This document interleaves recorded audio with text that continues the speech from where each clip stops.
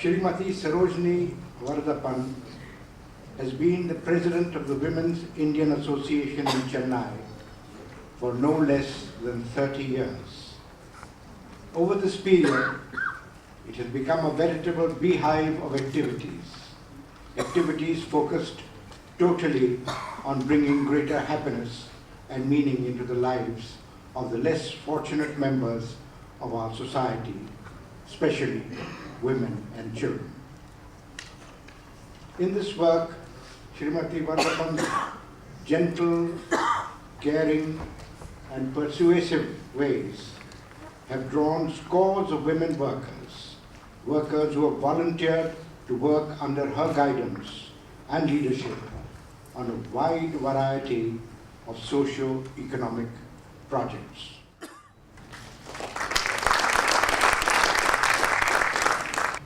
I deem it a great privilege and honor to receive the prestigious Jamnalal Bajaj Janaki Devi Foundation Award. Sri Jamnalal Bajaj was a great patriot and illustrious son of India who was not only a preeminent industrialist of tremendous dynamism but was also a staunch disciple of Mahatma Gandhi and successfully combined humanism and philanthropy with his undeniable business acumen.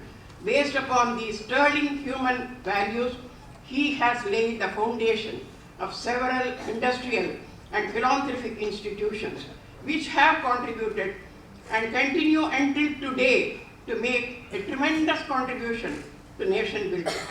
Some small difference to the lives of some of our country's vast population of downtrodden and disadvantaged people.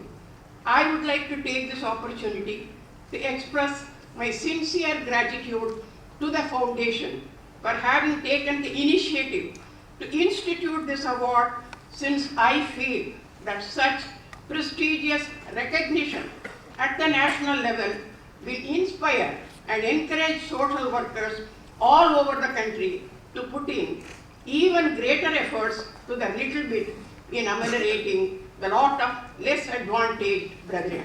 I was privileged to take up social service at the age of 18 years when Mahatma Gandhi visited Chennai in connection with the Hindi Prachar Sabha's Silver Jubilee celebrations. I had the unique honor to serve Mahatma for 15 days as a Sevadal volunteer.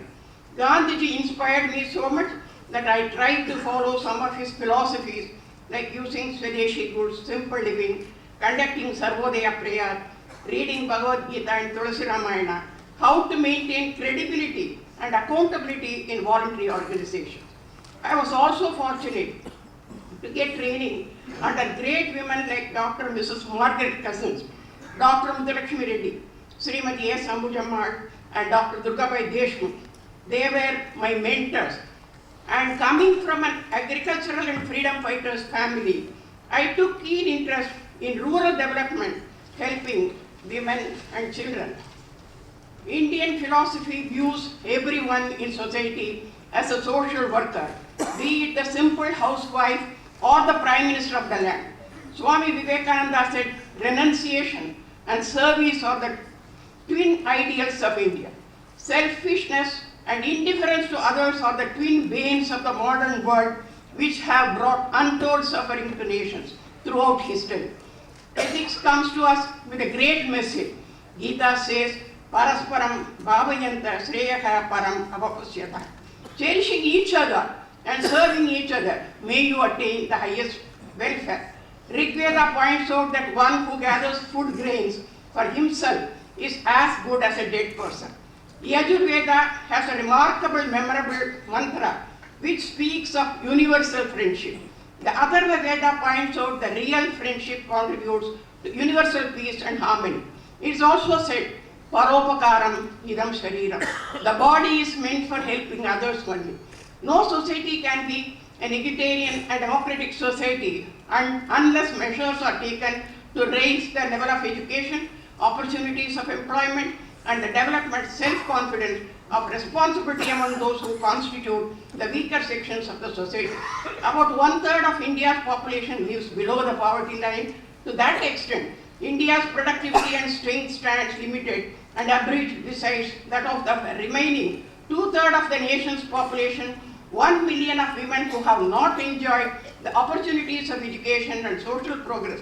Illiteracy continues to maintain high levels in many states.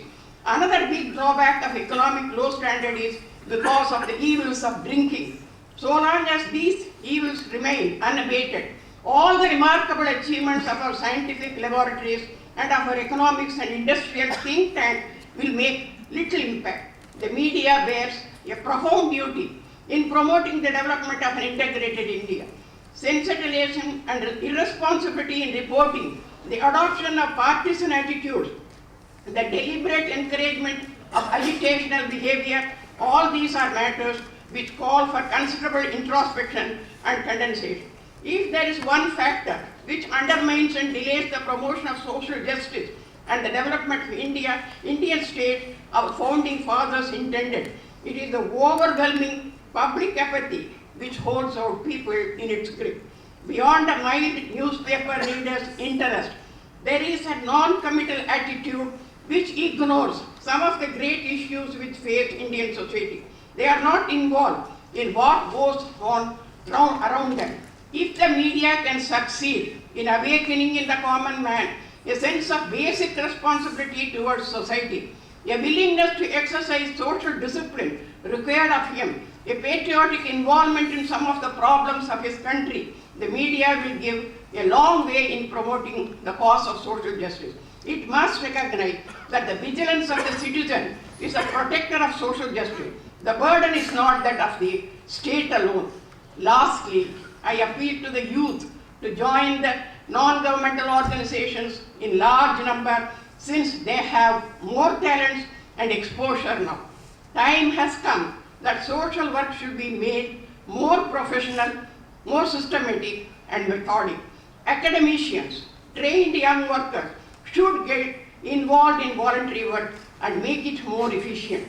I once again thank the Bajaj Foundation for their encouragement and recognition and wish them all success. Jai Hind.